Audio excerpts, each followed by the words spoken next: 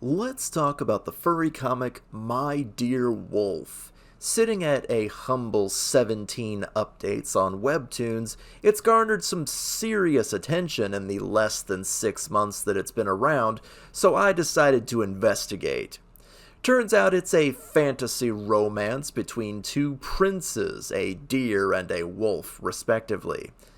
My Dear Wolf.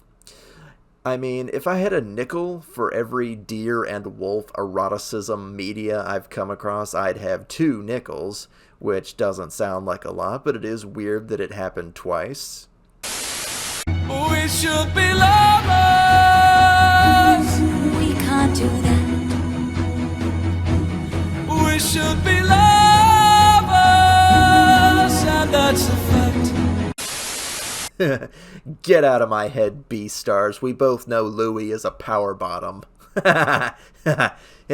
Anyway, we begin our story at the end of some kind of border conflict between the Deer Kingdom and the Wolf Clan. The incident has made tempers flare on both sides, especially since the heir to the Deer Kingdom was killed in the incident. We join main character Rivalin, next in line Prince of the Deer Kingdom. His older brother was the one who got assassinated during the conflict, so everyone around him is really sore that he's in line to be king now. He was not the firstborn, not intended to be king, and frankly doesn't come across as a good leader. He practices quieter arts like reading and alchemy. He's a brainy sort of guy that is just trying to placate his bitter father during all of this pomp and ceremony. His dad clearly loved his older brother more and constantly abuses and berates him for no good reason. The local government body doesn't like the prince very much either, so he's kind of by himself at the moment. Meanwhile, the Wolf Clan hosts other main character, Ivrain, son of the Wolf Clan chieftain. The wolves value physical prowess over alchemy or blood magic, so the two sides are very different from each other.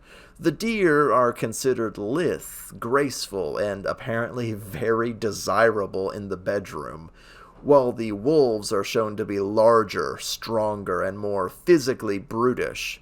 But everyone on both sides is walking on eggshells to make sure this peace treaty gets signed. It's about at this time that I stopped to really admire the artwork. The world is made of cool, crisp colors, grays and slate blues, and only the occasional brights or primaries.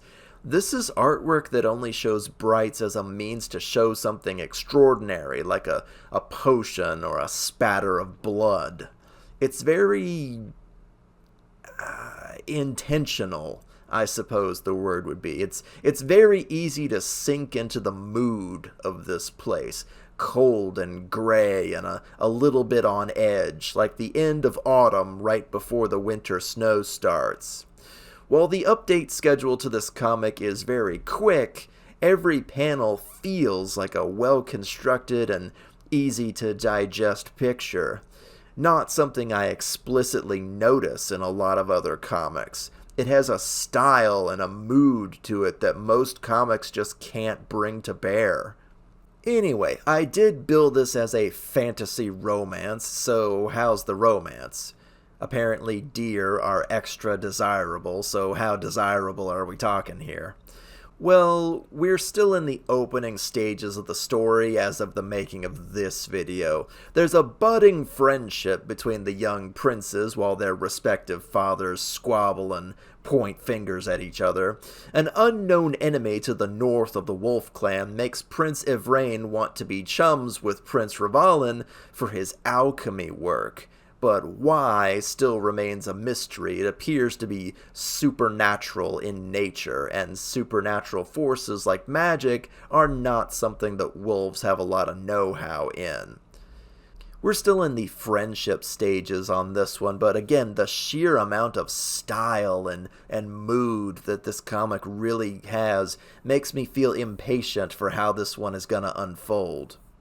Or if you want to have your cake before the meal, there seems to be a Patreon with some spicy art on it, as most comics seem to have these days. The teasers seem to promise a few things if you go looking.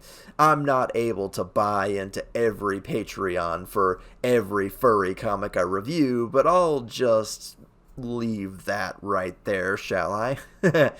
So, while the comic slowly plods forward with its world-establishing details and gorgeous art style, I gotta answer.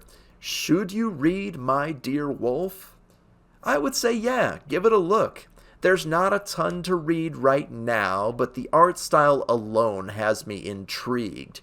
If you're wanting some political intrigue, alchemy shenanigans, mild shades of racism, clothes-on eroticism, and sexual curiosity, this may be a good comic for you to check out.